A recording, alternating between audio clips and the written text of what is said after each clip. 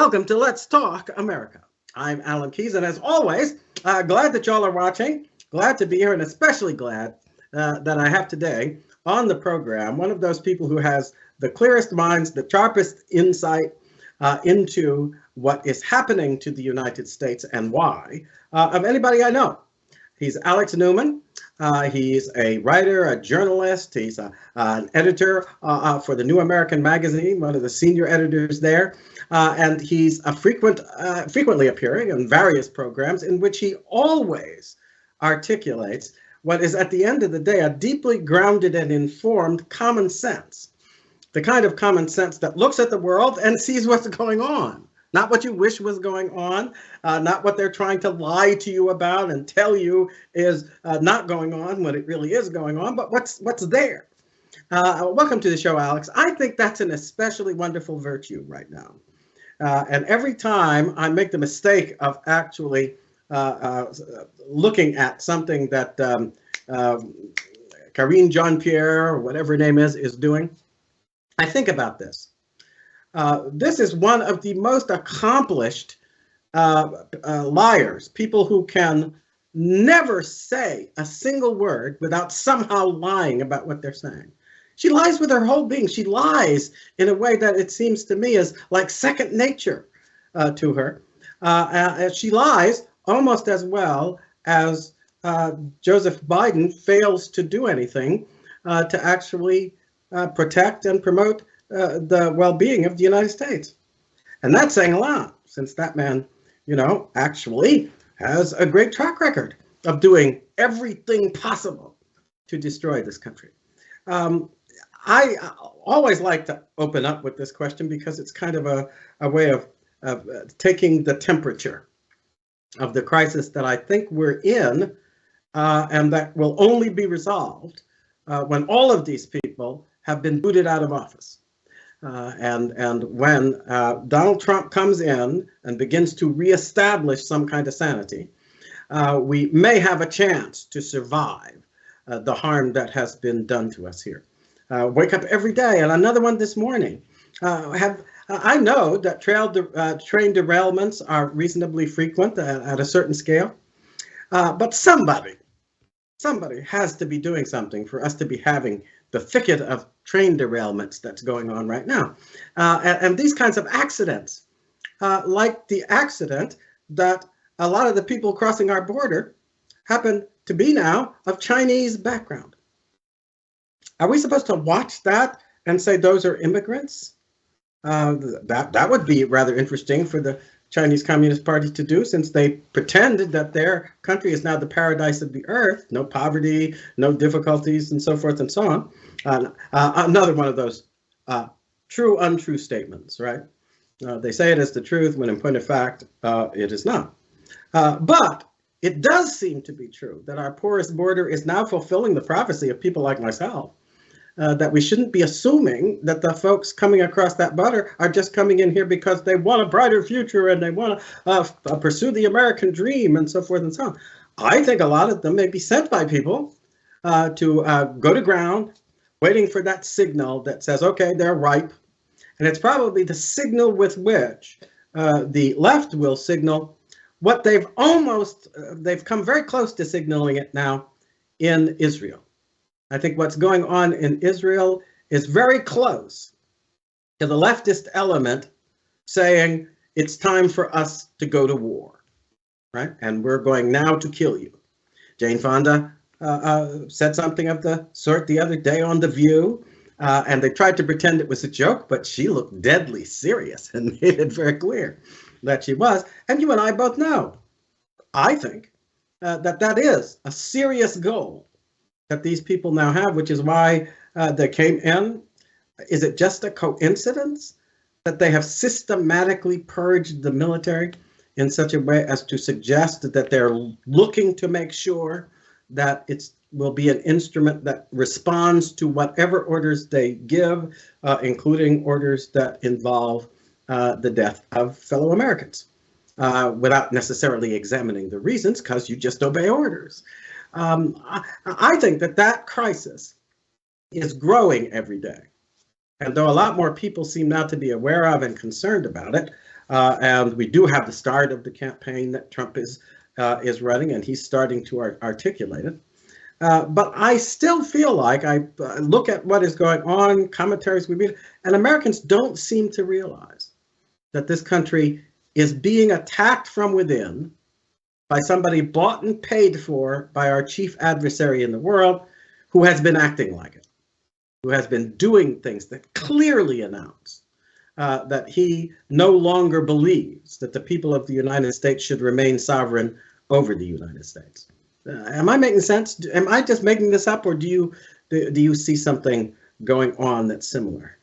You're making perfect sense, Dr. Keyes. And in fact, I think what you just explained is exactly what's going on. You're right that unfortunately most Americans still don't have a full grasp on what's happening. They recognize something is very wrong. They recognize things are not as they should be. But what you just described is exactly what's happening. And in fact, this is not new. If you go back to the Weather Underground, the communist terrorist movement in our country that bombed the Capitol, bombed the State Department, bombed the Pentagon, murdered police officers, then bombed the funerals of those police officers. It was working with Cuban intelligence, which of course was a Soviet satellite.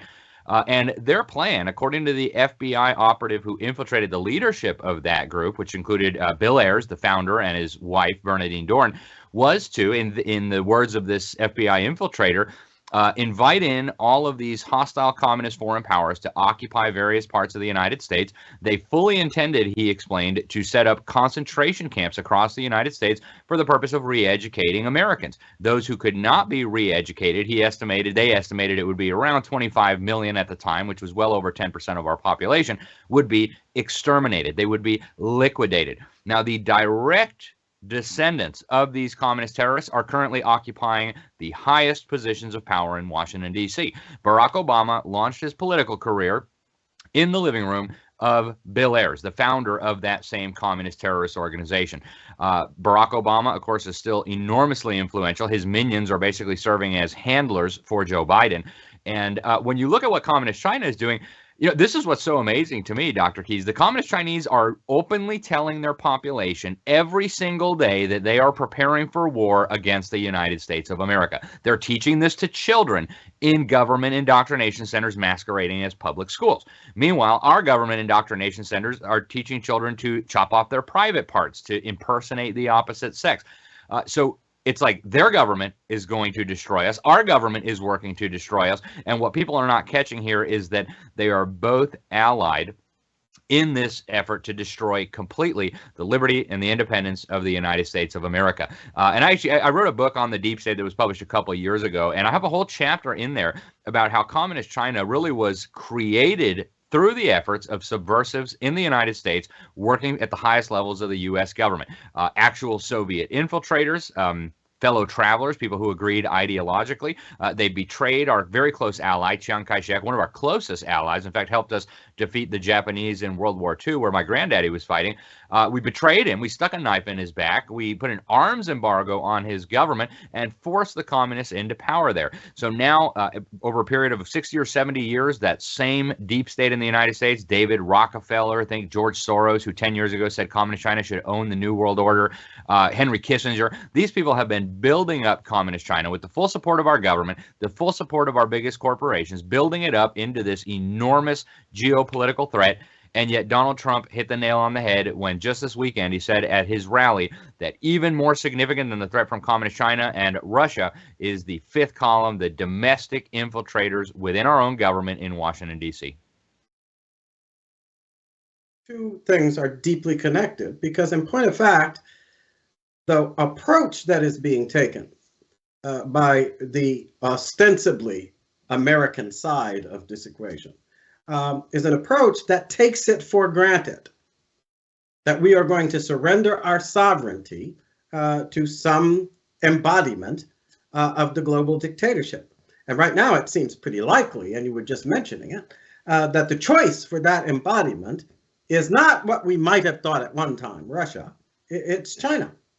And that the Chinese are certainly speaking, acting, and what's more, starting to appear in various ways on the stage of the world as if they accept this mantle, that they are now going to be what essentially amounts to the representative of the rulership on a global level.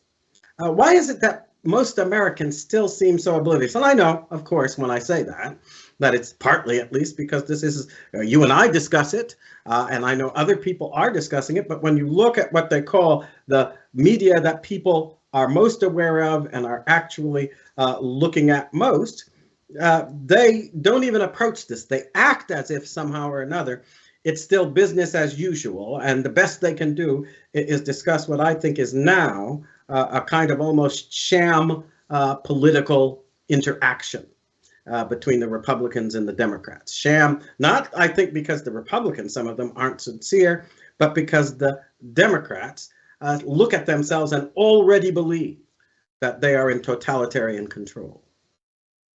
Yep. And I think what you're saying, Dr. Keys, is critical for people to understand. In a very real sense now, I do believe we have a uni party in Washington, D.C. I think Mitch McConnell is the ultimate representation of that. This is a guy who's married to a member of the Council on Foreign Relations whose fortune is directly tied to the Communist Party of China.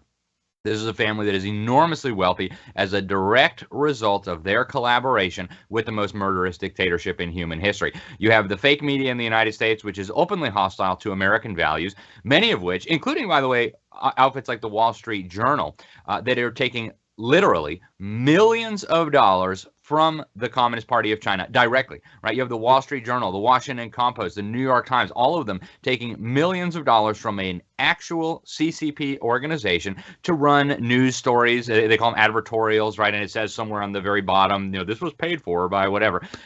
So you have a lot of the mainstream media in the United States on the payroll of Communist China. And this has been now coming out for years and years. They're flying journalists, they're flying journalism students over to China and whining and dining them. And you also have just the total ignorance of Americans. Now, the polling data shows clearly that Americans understand that we're being lied to and manipulated by the media. This is great progress, right? Before, even just a few years ago, before Donald Trump came on the scene, there was an understanding that the media was biased, but not that they were actually just lying, like waging war on us. And so the fact that people are starting to understand this is good, but even though they're understanding this, they don't know quite where to go for information. A lot of them think, well, if I just turn on Fox News or if I just open up the Wall Street Journal, I'm going to get accurate information, not realizing that the Wall Street Journal, Fox News, et cetera, they're all owned by News Corporation, which is directly tied to the Council on Foreign Relations, which is what I call deep state headquarters here in the United States, and which has been for at least a decade publicly advocating a shift in geopolitics from what they describe as a unipolar world order, where the United States government is basically the unchallengeable hegemonic power, into what they describe as a multipolar world order, which we're now hearing Putin and the Communist Chinese talk about a lot. This transition from unipolar to multipolar world order necessarily requires the controlled demolition of the United States of America. That's what Biden is working on. Let me ask a question, though, because I agree with that formulation, except that I wonder whether or not they have not now advanced it to a different stage, a stage in which they are already discounting the United States, and in which, pursuant to what I think is the truly controlling ambition of the people who at one point were talking about a multipolar world, I think they now are trying to achieve a unipolar world in which a certain global elite, which will have a figurehead like Xi to sort of represent its unity, will be exerting control in a fashion that essentially establishes uniform government control over the whole earth. And you're right. I think that the only way they get to that in any reliable fashion is that they're going to have to totally collapse and destroy the United States and its people, particularly with an emphasis on the people, right? And I think what particularly concerns me is that they were and have been kind of strategically astute enough to realize that in the first and second stages of this, you were not going to be directly assaulting America. But I think we're kind of coming to the end of the second stage, in which they're still infiltrating and buying and otherwise co-opting elements within the United States. I think we probably reached the end of that stage of it when Biden took the presidency, because he controls the national government. And they have systematically gone about appointing, getting rid of anybody who doesn't agree with their approach, and I think are now set for what essentially amounts to the last stage, in which they eradicate, maybe not totally in a formal way, but eradicate anything that actually corresponds to our self-government. Yep. And the only thing that seems to stand in the way now is the grassroots uprising represented by Donald Trump's base. I think you're exactly right, Dr. Keyes. I'm so glad you pointed that out, because multipolar world order, that's a marketing slogan. I guarantee you they did focus groups. And basically, you know, I've been overseas virtually all my life. And so I've seen this propaganda work. The image that they paint of the United States is not of a beacon of freedom, of hope, of liberty. The image that they paint of the United States is this rogue, crazy government that feels like it can impose its will on anyone, anytime, that exploits poor people, that the reason that America's rich is because capitalist exploiters have been stealing everybody's resources and wealth. That's the image that's painted. And so when they tell third world populations across Latin America, Africa, Asia, and even parts of Europe that this multipolar world order is going to be a democratization of the world order, it's going to give them a seat at the table of global power, that sounds appealing to people who have traditionally been oppressed, who've been kept in poverty by their governments, et cetera, et cetera. And so this is a marketing slogan. Ultimately, this is the ultimate consolidation of power into the most extreme form of unipolar world order imaginable. A unipolar world order where a tiny clique of demonically inspired criminals exercises total control over every last person on this planet. That's their vision. Whether they'll get there, that's a whole nother matter. And I do agree with you. These people very much see the United States as being in its final phases.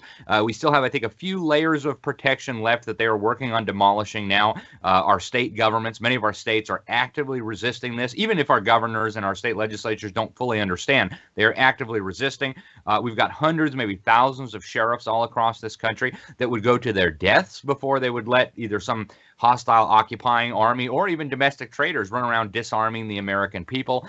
And so there are still some obstacles in their path to total power, but at the national level, they've got it taken care of. And I do believe, Dr. Keyes, that a real war, potentially a catastrophic third world war, could be a valuable tool as far as they're concerned in accelerating this process, in taking down America completely, whether that involves a cyber attack followed up by an actual invasion, any an EMP attack. I mean, there's any number of things that hostile forces against the United States could do to really obliterate our country. In interviewing the former head of the EMP Commission for Congress, he said 90% of Americans would be dead within a year if they did an EMP, and that there are numerous governments around the world, including the North Koreans, that have the technical capabilities of doing that. So the ultimate discrediting of the United States and the final shift over toward this multipolar system, I think, could be accelerated with a global conflagration, maybe involving Ukraine, maybe involving Taiwan, pick your flashpoint, maybe even involving the Koreas, could serve as the catalyst to finally move that process into the ultimate system that they want, this ultimate unipolar world order. And I think that because they've said so many times publicly. Lincoln Bloomfield for the State Department back in the early 1960s did a report for the State Department called A World Effectively Controlled by the United Nations. And his conclusion was the fastest way to get there was to use war or the threat of war and crises to bring that about. World War II, I think, showed us very clearly how that works. In the aftermath of World War II, we got the United Nations, we got the World Bank, we got the International Monetary Fund, we got the nucleus that eventually became the European Union, the European Coal and Steel Community. So they recognize that war is a valuable tool. I think they're now at the point where they believe Americans would be absolutely defeated in any kind of military confrontation, especially if they can disarm the public. And so, folks, hang on. It may be a rough few years ahead.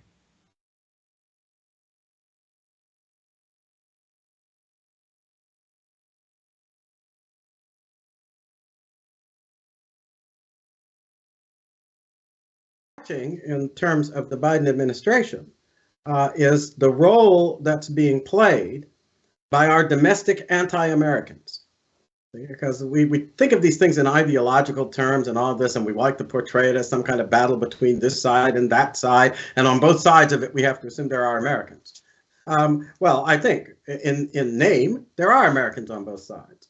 But in terms of their ideology, in terms of their actual persona and character and goals, they have abandoned the United States. They have no respect for it, which is why in every respect, in their mouths, there's constantly this desire to shred the United States Constitution, to get that particular obstacle completely out of the way, so that people will no longer see it as a rallying point for asserting what are the prerogatives of the American people.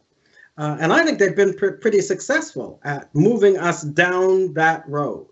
And if we don't see a grassroots resurgence of understanding and self-respect that gathers around the Declaration and the Constitution as the bedrock basis for understanding the difference between right and wrong in American terms, I think they have been exploiting us to such a degree that our preoccupation with the details of our differences, right, may leave us ripe for being falling prey to that kind of assertion of total control.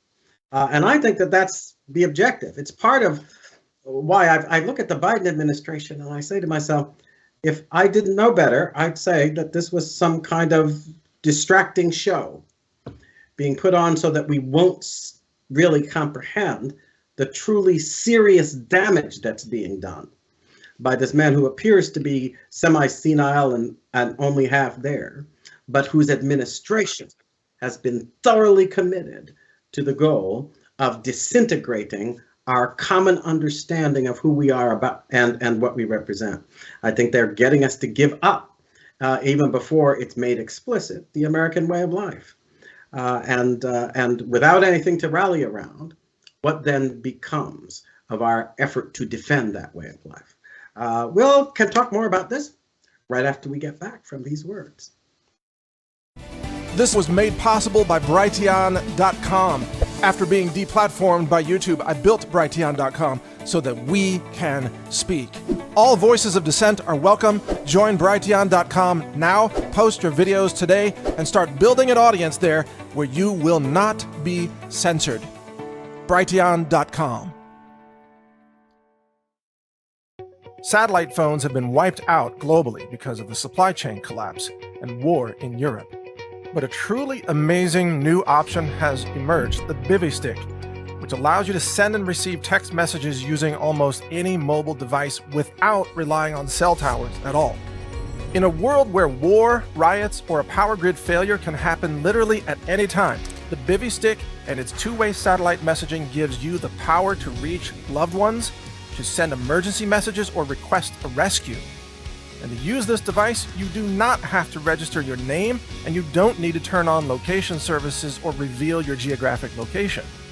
The battery life is several days in duration, and you can easily recharge it using a small portable power bank. There are only about 20,000 Bivy Sticks that will be available in America this year. Get yours now while they're still available at SAT123.com. That's SAT123.com. Hi, this is Lee Allen Baker, and I love Brighteon TV.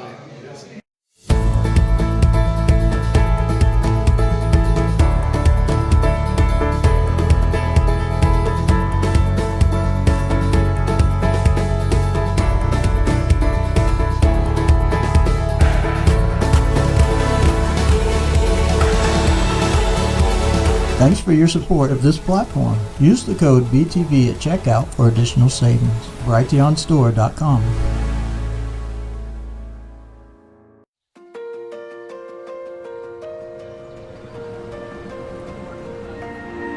With so much of the world's current food supply consisting of dirty, contaminated, genetically modified foods that may have been grown using herbicides and pesticides, increased scrutiny over what you put in your body is of the utmost importance. Even supposedly organic foods found on most grocery store shelves may contain toxic substances, chemicals, and other additives that can be harmful to your health. That's why here at BrighteonStore.com, we subject all our in-house products to extensive lab testing for glyphosate, heavy metals, and microbiology using our state-of-the-art spectrometry equipment to ensure the highest quality of cleanliness and purity. Support your health and this free speech platform by shopping at brighteonstore.com today.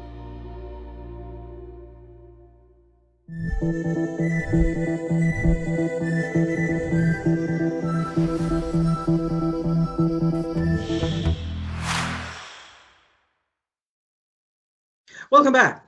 I'm Alan Keyes. This is Let's Talk America, and I have the pleasure of talking to Alex Newman. Now, I have to caveat that a little bit, don't I, Alex? Because sitting here, in a way, having a kind of verbal wake for the soon-to-be deceased United States is not my idea of pleasure. A matter of fact, I wake up every day with a sinking feeling in my innards. That something like that may be in the offing, but it's always counterpoised by my sense that, this is still the American people we're dealing with. Am I naive? Because I think that a people that has shown the special qualities that America exhibited in the course of our history has not given up those qualities just because a little clique has decided that they have abandoned the premises of the country. I don't think most Americans have. And I think the ones who remain thoughtful about it, but not thoughtful necessarily in the sense of, PhDs and all of this, but thoughtful in the common sense way that Americans have been thoughtful in the past throughout our history. They would listen to our conversation, and somewhere in their minds they would say, well, we're not going to let that happen. Why do you guys think we're going to let this go? And I think that's actually a common sense reaction. Why do we think they're going to let it go? Because I think that what Trump represents did in 2016, did in point of fact in 2020, if they hadn't kind of surprised us with their cheating. I think he's now appealing in earnest. When I listen to him talk, he's aware of the war being waged against us, and he is basically rousing people to ready themselves to fight back. First at the polls, but then in whatever way is necessary. He speaks in a warlike fashion because he knows we're involved in a warlike situation that is intent on destroying us. In other words, we're faced with an enemy that has for us a goal that is existential, to wipe us out as we are, in order to transform us into something we have never been. And that most of us would still not want to be. Do you think that that's a right assessment? Because, and at the end of the day, do you think there is enough of that common sense and commitment to our identity as a free people left, that Americans responding to Trump will then represent a way of clawing our way out of the intended demise being prepared by our elitist crew? Yeah, I actually agree with you 100%, Dr. Keyes. I would say there's two huge complicating factors here before sticking a fork in the United States of America. One of them is the fact that God is sovereign. Now, nobody, I think, who takes an honest look at the United States of America, who gives an accurate and honest assessment of what we have been doing for the last 50 years, can say America does not deserve judgment. I mean, just the blood of 65 million unborn babies, every single person in this country deserves to be vaporized unless they've been absolutely and actively working to stop this horrific slaughter of children. What we're allowing now in our public schools is so far beyond what's acceptable that America, quite honestly, deserves to be punished by God. And I believe we are being punished by God. But with that said, God is still sovereign. God has used this nation to take the gospel to every corner of this planet. And there are really, really powerful things still going for America. And your reference to the character of our people, Dr. Keyes, I think is really important for people to understand. Yes, we've been subjected now to a multi-generational indoctrination program and dumbing down program through the public schools, through the fake media, that has really in many ways destroyed our people. And yet, America is not Europe. America is not Asia. In fact, America drew some of the most courageous, some of the most liberty-minded, some of the most independent people from every corner of the planet here. And these are people who raised their children and pass these values down to their children. So are we weakened? Absolutely. You know, Americans are overweight. We've been dumbed down. Most of us, according to the federal government's own data, can either not read or can barely read. And so we've got really, really significant problems. But we are still Americans. And I would say most of us still hold an attachment to our founding fathers, to the ideas that they based our country on. And ultimately, as our founding fathers said, this is not going to be a battle that's ultimately going to be determined by us, right? When our founding fathers signed their Declaration of Independence, when they put their lives on the line, they didn't say we're going to put our full faith and trust in the power of our weapons or the skills of our military. They said they were going to rely entirely on divine providence. And I think there are more and more Americans who are waking up to that reality that there is a God, the creator of the heavens and the earth, that he rules in the affairs of men, as some of our founders famously said, and that if we rely on him, nothing is impossible to us. So I see a resurgence of that, Dr. Keyes, and I think you're a big part of it, and the people on Brighteon are a big part of it, and it makes me excited about what's coming. And I do believe, like you said, these elitists, these totalitarians, I think they very much regard America as a wounded dog that's on the verge of getting the final bullet through the brain. But I think they misinterpret a lot. I think they underestimate us, and they certainly underestimate God, our Heavenly Father. I was thinking about it as they were trying somehow to belittle the significance of what Donald Trump was planning to do in Texas, right?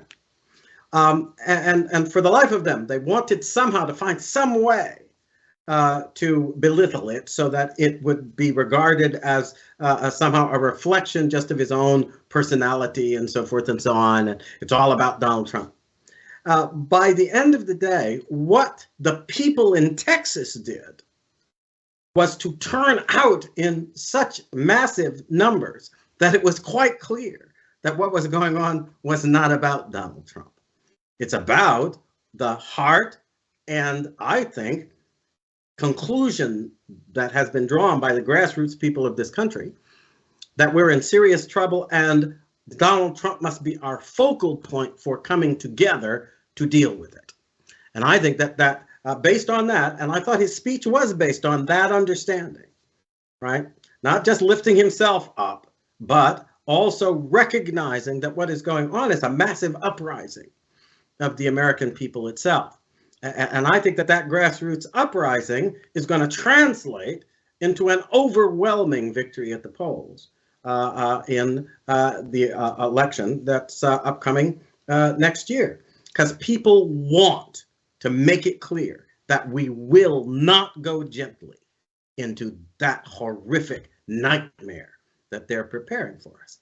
I don't think many, sort of grassroots Americans want to go anywhere near it because they understand that their promise of democracy, right? That's a word that's being thrown around all over the place now. I was thinking about it in particular. I don't know if you've followed the events in Israel over the course of the last little while, but there's a big fracas going on. And though they present it in terms of democracy, this is the left in Israel, right? What Netanyahu is actually up to is he's trying to take a judiciary that has essentially been without any check or balance in the government, right? So that they can intervene and just bat away what has been done by the representatives of the people in the Knesset. And these people are trying to act as if they're champions of democracy. They're not champions of democracy. They hate democracy because what they want to preserve is that elitist control. And last time I looked, that elitist control was characteristic of the regimes in which the few enslave and otherwise control the many. It has nothing to do with the demos as a whole, except that they are to be subjugated by that rule.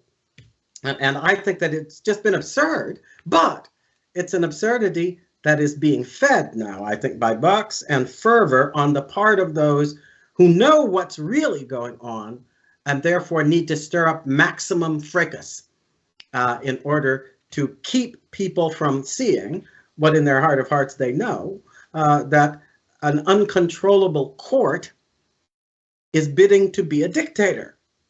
See, they talk about the demos, but they really are trying to preserve what has been a quiet dictatorship that poised at any given moment to cut off the head of the people in order to thwart their aspirations.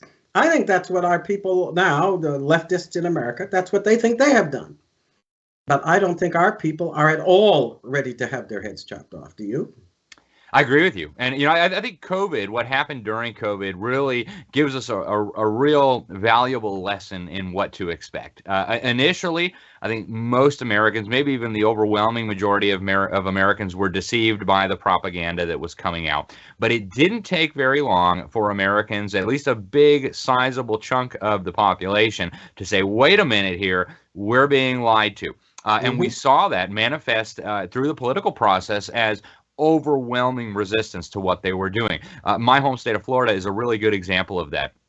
The more totalitarian Biden got, the more our governor and our state legislature and even many of our local governments said, you are absolutely not doing that here.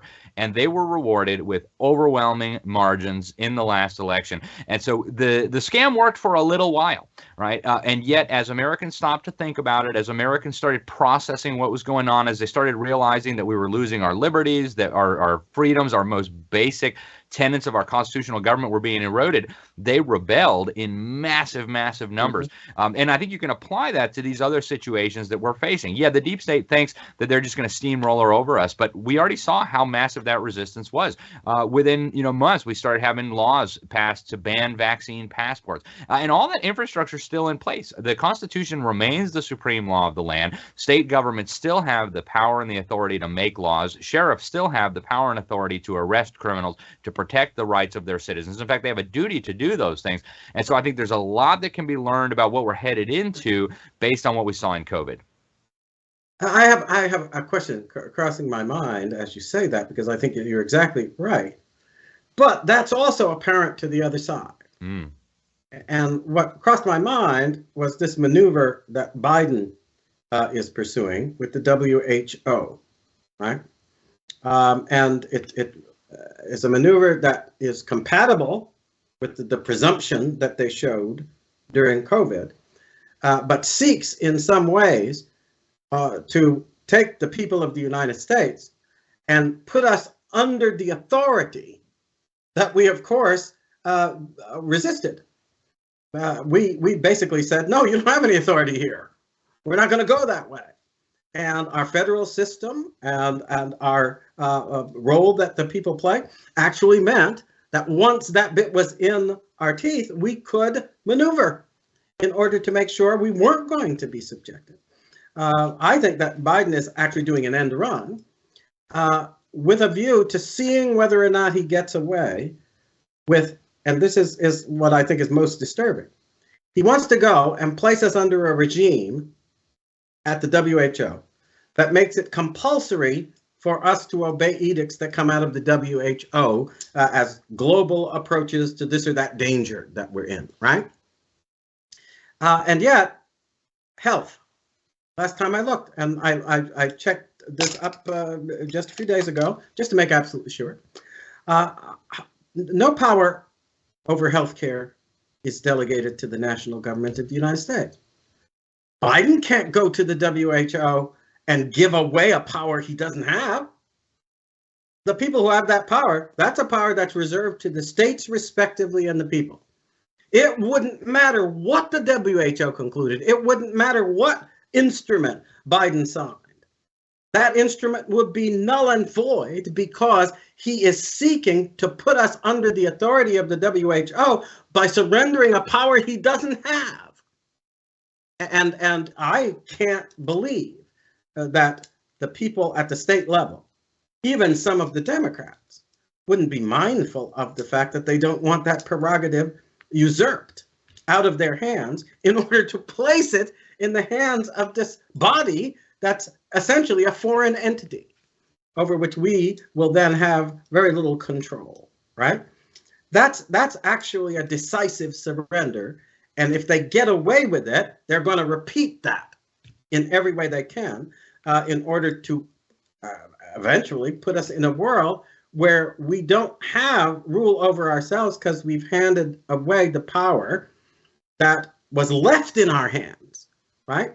Powers that are essentially, I think, now being neglected anyway, to a large degree. With all this presumption, whether it's education, whether it's the rearing of children, all of these sorts of things that don't belong in the hands of the national government because they're not delegated to the government, that level of government in the Constitution. And by the way, the last part of that 10th Amendment reservation is it's reserved to the states respectively and to the people. That, by the way, is a vindication of parental rights and everything else. I don't particularly care for the notion that we're relying on Congress to pass something so that parents will realize they're in charge of the upbringing of their children. The Constitution is very clear. That power remains in the hands of the people. And if we start letting them fool us into thinking that it's a grant of power from them, we will, in fact, preserve ourselves for a moment in order to destroy ourselves forever. We need to have people who are more careful about articulating these nuances that are now being played on to destroy us, so that we ignore what's the real situation under our Constitution. Do you think that we could get the Republicans to do a better job of this articulation? Because I think a lot of them speak and act as if they're not that familiar with basic things in the Constitution, like this reservation of power. Yeah, and I think that is the reality, Dr. Keyes, is that a lot of even our prominent Republican congressmen, our prominent Republican senators, our prominent Republican governors, they simply don't know the Constitution. What you just pointed out should be obvious to anybody who's read the Constitution. In case it wasn't, Thomas Jefferson said, the federal government can't accumulate new powers for itself by signing treaties. Joe Biden certainly can't make a treaty without the advice and consent of the Senate, and he certainly can't delegate new powers to the federal government using treaty-making powers. You need a constitutional amendment for that. And I mean, the Supreme Court upheld this as recently as 1957 in Reed versus Covert. The federal government cannot grant itself new powers just by signing treaties. So we've got multiple layers of defense here. We've got the House of Representatives could simply defund all of this. Not one penny of this budget may be used to enforce or support any mandate, edict, policy, whatever, originating from the World Health Organization. In fact, we're going to defund that rotten outfit led by a former member of the Politburo of an ethno-Marxist terrorist organization who was put in place by the CCP. Period. Not another penny. Then we have the Senate. The Senate can say, look, this is obviously a treaty. We have not given advice and consent. Therefore, this is null and void. Then we've got the state governments. More than half of them are run completely by Republicans. All they need to do is pass a law that says no order, edict, policy originating from the World Health Organization may be enforced in this state using any state or local government, employee, resource, vehicle, office, etc. Boom. The whole thing is neutralized. Then we've got our counties, right? Get your county commissioners to pass an ordinance. No employee, no resource, no office, no vehicle of this county may be used to enforce any of these things. So we've got at least 4 or 5 layers of protection between the clowns in Switzerland at the World Health Organization and our local communities. We need to be leaning on our policymakers at every level of government, not just telling them what to do, telling them why. Say, you put your hand on a Bible. You swore you were going to uphold the Constitution. What does the Constitution say about this issue? And you just expressed it beautifully. These powers were never the federal government's to begin with. They certainly can't delegate them to an international organization. They don't belong to them. You know who realized that? I guess I'm singing his praises on the show today. But the person who realized that, and I guess I wasn't surprised, but I was pleased when Trump's approach to the COVID, and I do have my reservations because I don't know how on earth he let the whole thing be put in the lap of Fauci. That was not a foregone conclusion. That guy was prominent in his own mind. But until the Trump decided not to, he could have, I don't know. To me, the ideal candidate in that situation was Ben Carson. Why he didn't turn to Ben Carson and say, that's the guy who's responsible for presiding over and guiding and making sure I am drawn in to make the proper decisions at the proper time, and so forth and so on. Fauci should not have played anything like that role. He was at best, right, a kind of secondary apparatchik of the health aspect of the federal government. But anyway, leave that aside. But what Trump did do was make it very clear that he was not a dictator, that the decisions had to be taken at the state level, local level. That's the Constitution. That's how it reads.